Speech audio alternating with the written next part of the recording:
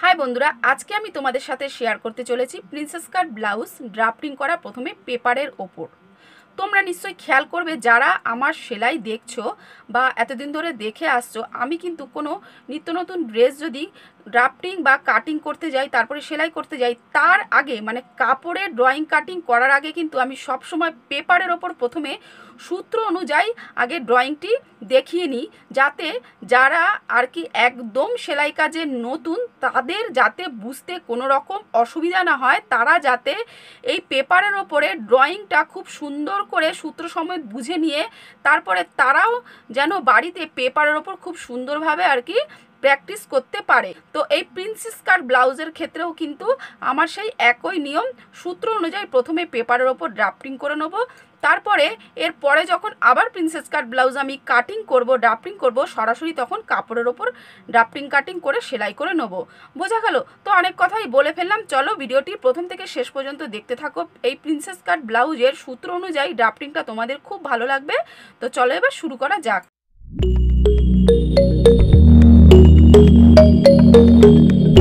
এখানে দেখো প্রিন্সেস কাট ব্লাউজটি যে মাপ দিয়ে আমি আজকে পেপারের ওপর ড্রয়িং করেছি সেই মাপগুলোই এখানে লিখে রেখেছি। ঝুল 14 ইঞ্চি, ছাতি 34 ইঞ্চি। কোমরটা আর মাপ লিখিনি, কারণ ছাতি বরাবর আমাদের কোমরের মাপটা নিয়ে নিতে হবে। পুট 14 ইঞ্চি এবং সামনের ডিপটা আছে দেখো 4 ইঞ্চি, পেছনের ডিপটা 3.5 ইঞ্চি, আর বাস্ট পয়েন্টটা হচ্ছে 9.5 ইঞ্চি, মানে মিডিল পয়েন্টটা হচ্ছে আমাদের 9.5 ইঞ্চি, যেটা দিয়ে আমরা বাস্ট পয়েন্টটাকে বের করে নেব। কাপড় বা কাগজটিকে প্রথমে দুভাঁজ করে নিতে হবে। এরপর সামনের পার্ট বা ব্লাউজের পেছন পার্ট যেই দিকে আমরা হুক বা হুকের ঘরটি তৈরি করব, সেই দিকটা ভাঁজ করা কাপড়ের খোলা দিক থেকে ড্রয়িংটা করতে হবে। তো প্রথমে দেখো 1/2 ইঞ্চি আমাদেরকে ছেড়ে নিতে হবে হুক করা এবং হুকের ঘর করার জন্য। ঠিক আছে, এই দেখো 1/2 ইঞ্চি আমি এখানে মাঝখানে গ্যাপ দিয়ে নিয়েছি। তো 1/2 ইঞ্চি ছেড়ে তারপর এবার আমরা ঝুলের মাপটাকে নিয়ে নেব। তো 1/2 ইঞ্চি ছেড়ে তারপরে ঝুলের মাপটা আমি এখানে 14 সাথে 1 ইঞ্চি যোগ করে নেবো, দেখো 15 ইঞ্চি। বোঝা গেল? ঝুলের মাপটা নেওয়া হয়ে গেলে এরপর আমরা এখান থেকে, এবং দেখো এই 1/2 ইঞ্চি ছেড়েই কিন্তু আমাদের এই যে ঝুলের মাপটা যে আমি দিয়ে নিয়েছি, তো এই মাপ ধরেই কিন্তু আমাদের সমস্ত ড্রয়িংগুলো সূত্র অনুযায়ী হবে। এখানে দেখো পুট আছে 14 ইঞ্চি। তো পুট আমরা নেব কত? এখানে লিখেছি সূত্র অনুযায়ী পুট মাইনাস হাফ, তার মানে পুট আছে আমাদের 14 ইঞ্চি, এর হাফ করলে হবে এখান থেকে এতটা 7 ইঞ্চি, তার মানে এখান থেকে এতটার মাপ হচ্ছে আমাদের 7 ইঞ্চি। এরপর সরাসরি চলে যাব মোহরাতে। তো পুটটা আমাদের এখানটা শেষ হলে তারপর আমরা মোহরাটার মাপ নিয়ে নেবো। এখানে দেখো মোহরার সূত্র আমি লিখেছি পুট মাইনাস হাফ। ঠিক আছে, তার মানে আমরা এখান থেকে এতটা নিয়েছি 7 ইঞ্চি, তো এইখান থেকে এতটাও কিন্তু আমরা 7 ইঞ্চি নিয়ে নেব। মোহরার মাপটা এইভাবে শেষ হলে এরপর আমরা ছাতির মাপের দিক চলে যাব। তো ছাতি এখানে 1/4 লিখেছি। ছাতি যা আর কি আছে তার সাথে 4 ভাগ করে এখান থেকে এতটা যা হবে তার সাথে আমরা এক্সট্রা আরও 1.5 ইঞ্চি নিয়ে নেব। পরে যদি আমাদের বডি কোনো কারণে টাইট হয়ে যায়, সেটা এক্সট্রা আমরা বাড়তি 1.5 ইঞ্চি রেখে দিলাম। ঠিক আছে, তারপর সরাসরি আমরা চলে যাব কোমরের দিকে। তো এখানে দেখো লিখেছি ছাতি বরাবর কোমর নিয়ে নিতে হবে।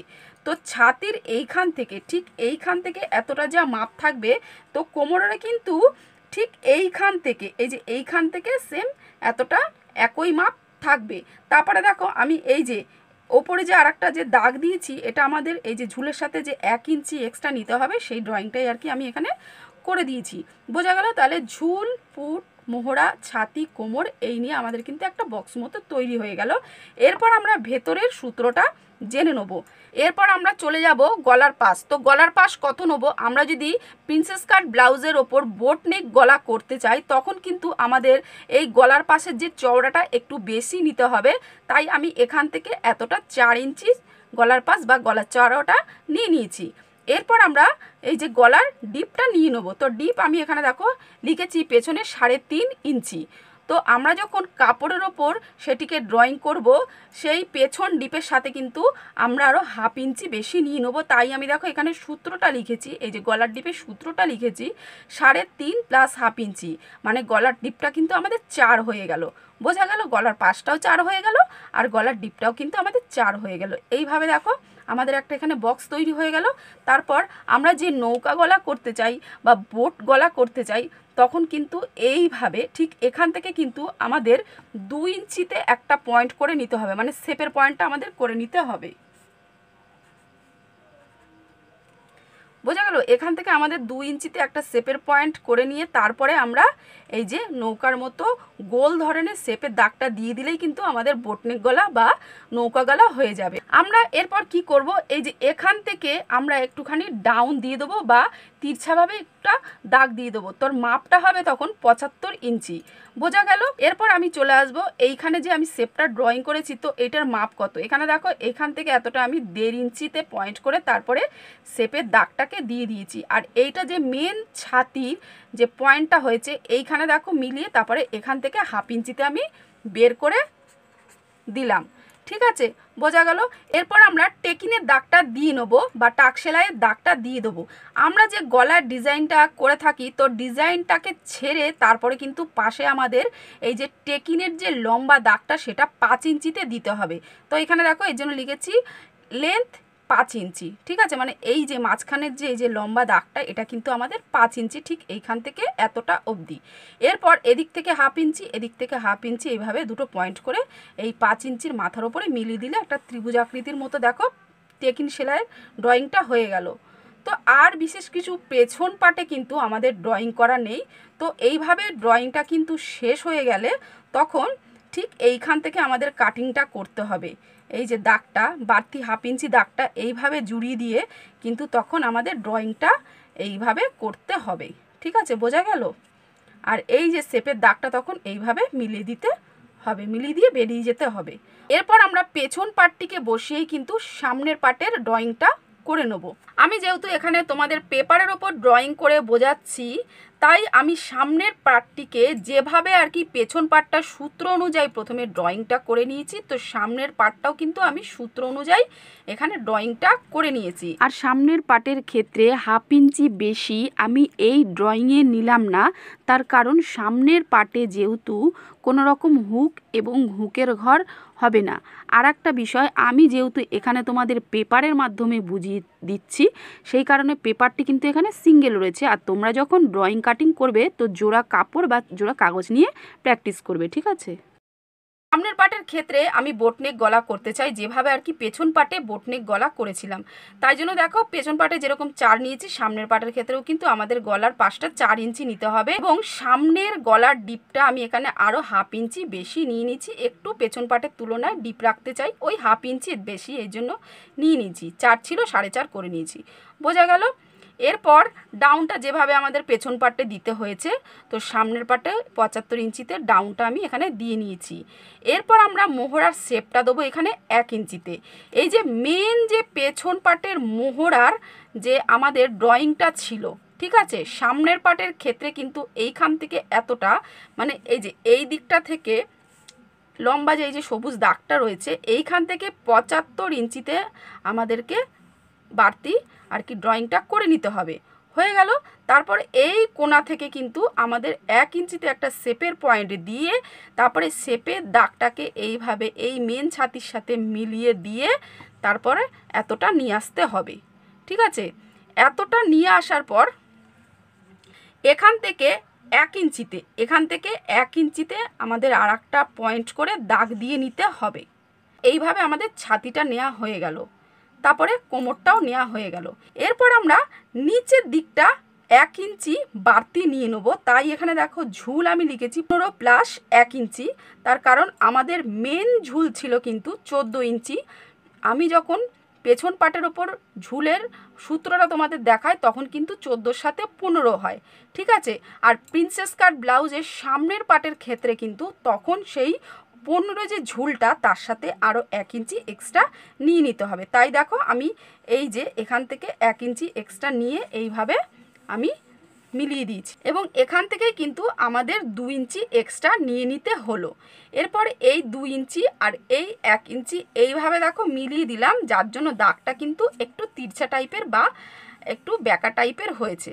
বোঝা গেল? এটা কিন্তু প্রিন্সেস কাট ব্লাউজের নিয়ম এই সাইডটা। এরপর আমরা চলে আসব এই মাঝখানের এই মাঝখানের যে সূত্রটা এটাই কিন্তু তোমরা খুব মন দিয়ে বুঝে নেবে, ঠিক আছে।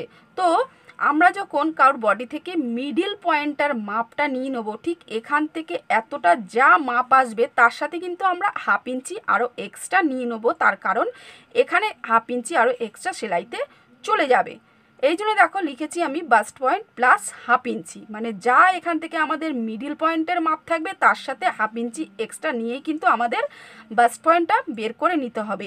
এরপর এখান থেকে এতটা চওড়া আমরা কত নেব, তো আমাদের ছাতির মাপ যা আছে তার সাথে কিন্তু 10 ইঞ্চি ভাগ করে নিতে হবে। তাই মাপটা দেখো, এখানে ছাতি আর কি আমাদের 34 ছিল, তার সাথে 10 ভাগ করে হয় 3.4। তো এইখান থেকে আমাদের 3.4 নিতে হলো।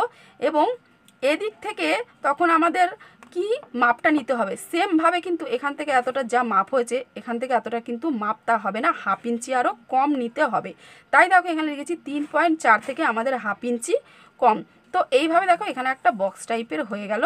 এরপর এখান থেকে এতটা কি সূত্র হবে চলো সেটাও আমি খুব সাধারণভাবে বা সহজভাবে বুঝিয়ে দিচ্ছি। এখানে দেখো একটা বক্স মতো হয়ে গেলে এইখান থেকে এতটা দেখো আমি একটা মোটা করে বিন্দু দিয়ে দিয়েছি। তো এইখান থেকে এতটার যে লেন্থের মাপ এটা কিন্তু আমাদের 2 ইঞ্চি রাখতে হবে।